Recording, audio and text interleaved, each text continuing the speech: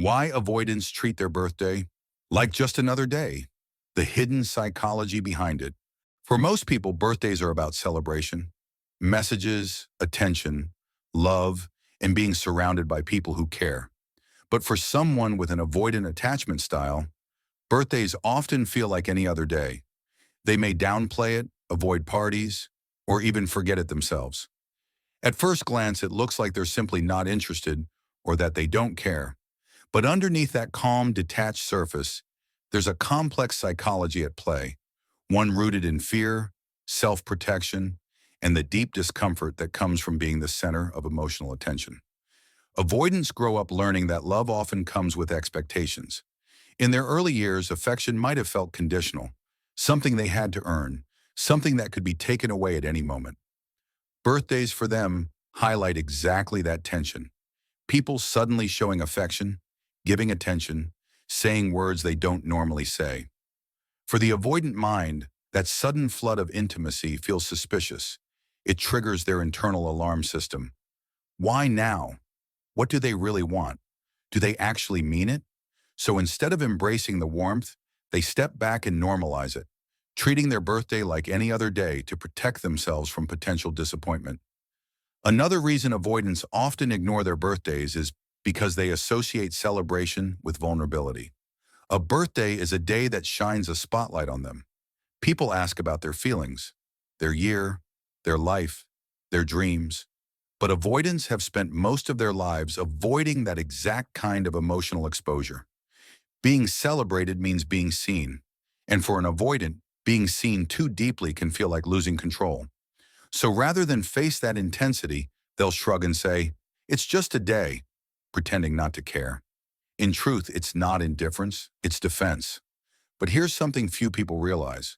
Most avoidants secretly want to be remembered. They just don't want to need to be remembered. There's a big difference.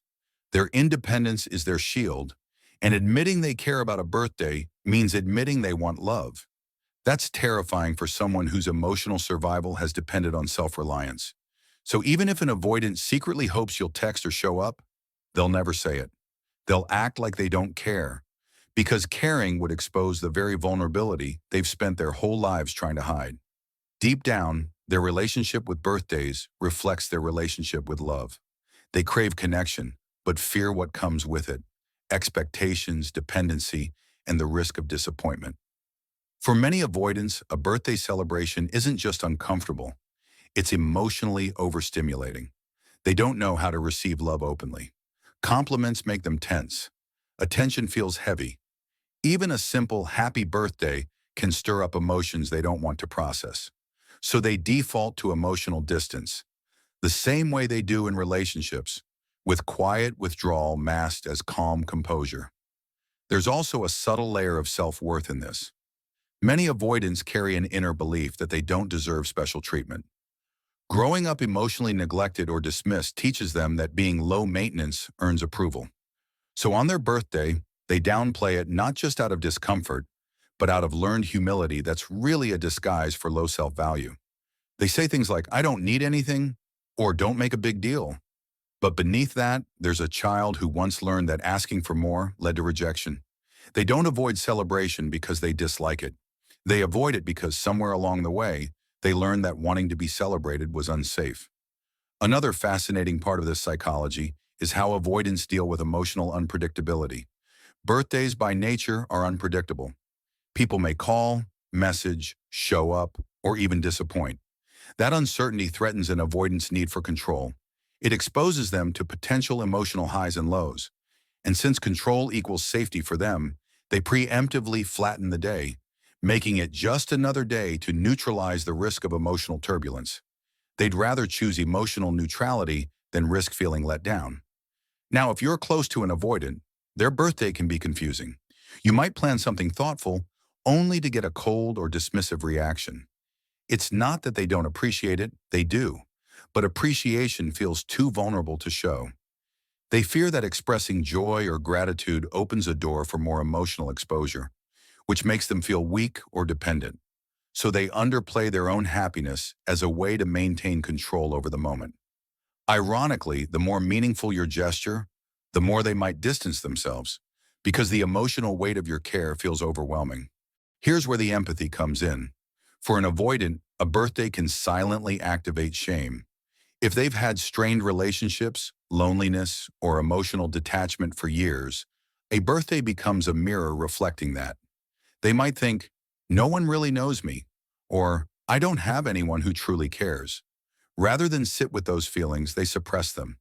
Pretending not to care becomes a survival strategy, a way to avoid the ache of unmet emotional needs. So when they say it's just another day, what they're really saying is, it hurts less if I pretend it doesn't matter.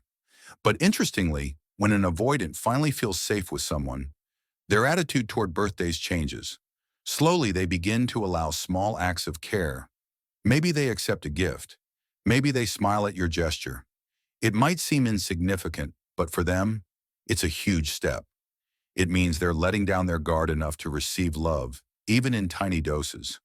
The more consistent you are in showing them that your affection doesn't come with pressure or expectation, the more they start to trust it. Eventually, they might even admit that they like being remembered. And that moment, when they allow love in, is more meaningful than any party or gift. Still, it's important not to force it. If you try to make an avoidance celebrate in a way that feels unnatural to them, it backfires. They'll retreat emotionally and feel controlled. The goal isn't to make them love birthdays, it's to make them feel safe enough to be seen. Sometimes the most powerful way to show love to an avoidant is to respect their boundaries while quietly showing that you care. A simple message, a small act of kindness, a thoughtful gesture with no strings attached. That's what speaks volumes to them. It tells them, I see you, I care for you, and I don't need anything in return. That kind of love softens their defenses over time. There's a deeper irony here too. The very reason avoidants treat their birthdays like a normal day is the same reason they struggle with intimacy. They've learned that minimizing emotion equals safety. But life, real love, and connection all require emotion. They crave what they fear. So when you see an avoidant brushing off their birthday, understand that underneath that calm exterior is a quiet battle between the part of them that wants love and the part of them terrified to need it. In truth, an avoidant's birthday behavior reveals one of the most misunderstood parts of their psyche. Their silent longing for recognition without exposure, for love without the loss of control. They don't want to be invisible, but they also don't want to be emotionally naked in front of others. So they live in the in-between, pretending not to care, secretly hoping someone still remembers. So if you love an avoidant, remember this. Your job isn't to fix them or to drag them into celebration. Your job is to give them something rarer, emotional safety. The kind of safety where they know they can be cared for without being cornered, loved without being smothered, celebrated without being overwhelmed. In that kind of space, an avoidant begins to heal. They begin to associate love with calmness, not chaos. And slowly, that healing allows them to show up more fully, even on the days they once avoided. Because when an avoidant finally learns that being remembered doesn't mean losing control, their walls begin to fall. And maybe then, quietly, subtly, they'll start to celebrate themselves again. Not with parties or grand gestures, but in the simplest way possible, by allowing love in. And that, for an avoidant, is the truest kind of birthday gift there is.